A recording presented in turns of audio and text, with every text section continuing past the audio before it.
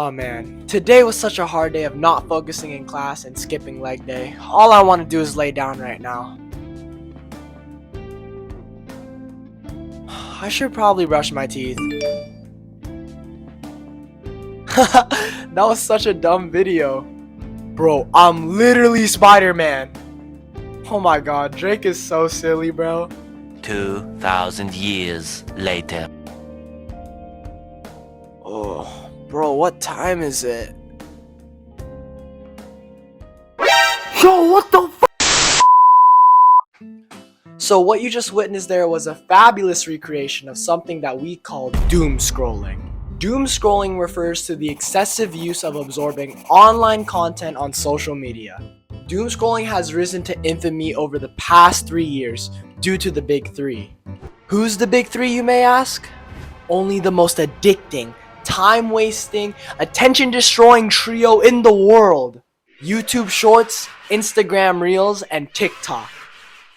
Doomscrolling can affect anyone, and it's probably affected you in the past. There's lots of negative benefits to doomscrolling, which I'm sure you already know. But if you need further convincing, it can increases stress and anxiety, negatively impacts your mental and physical health, disturbs your sleep, completely wastes your time, hurts your self-esteem through social comparison, can make you not think for yourself, destroys your dopamine receptors, and it can reduce your focus and attention span. Hopefully now you guys are convinced, because I'm about to get into the tips that took me from a 3 a.m. doomscroller to someone who has more control over their social media use. And I'm going to need your full commitment, because you're about to hear some tips that you're not going to want to do. But if you're serious about change, then this video is for you.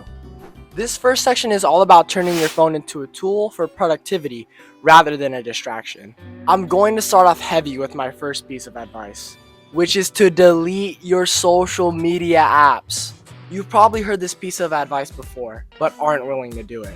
Trust me when I say this is the best tip in this section. Some common objections people have are, number one, how am I going to stay up to date with my friends? If you truly care about staying up to date with that specific person or group, you'll probably have their number. If you don't, then ask them. If they're that close to you, I'm sure they won't mind giving you their number. Second, how am I going to stay up to date with the world, my friends, and family? I'm not saying you never have to use social media again. All social medias have a browser version. Usually all it takes is a 10-minute scroll to figure out new updates and news about what's going on in the world.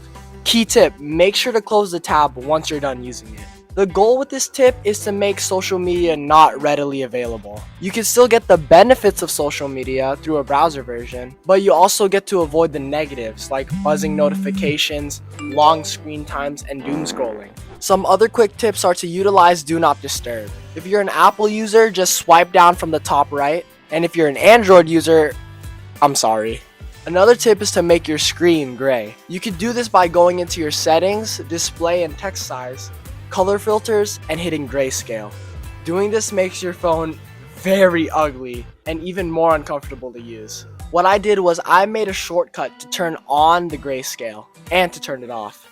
I turned the grayscale on along with Do Not Disturb whenever I want to get something done. And I could quickly turn the grayscale off whenever I'm using my phone casually through the shortcut I created. My last tip is to set screen times on. Go into your settings, screen time, and either use app limits or downtime. What this will do is prompt you with a notification whenever you go past your limits. It's not the most useful thing since it's quite easy to bypass, but it's nice to get a reminder every once in a while. Use your phone with intention. So many of us go on our phones to kill time or when we think we have nothing better to do. Make sure to set a clear goal anytime you use your device, even if it's something like relaxing. Instead of coming home from work and immediately whipping out your phone, tell yourself in your head, okay, I'm gonna relax and watch YouTube for an hour and then I'm gonna cook dinner. It's a small thing, but what we're doing is shifting your brain from autopilot mode to actually having a clear goal when using our phones. You might be asking about the short intervals where you don't really have enough time to be productive, like when you're waiting in a line, in a car ride, etc.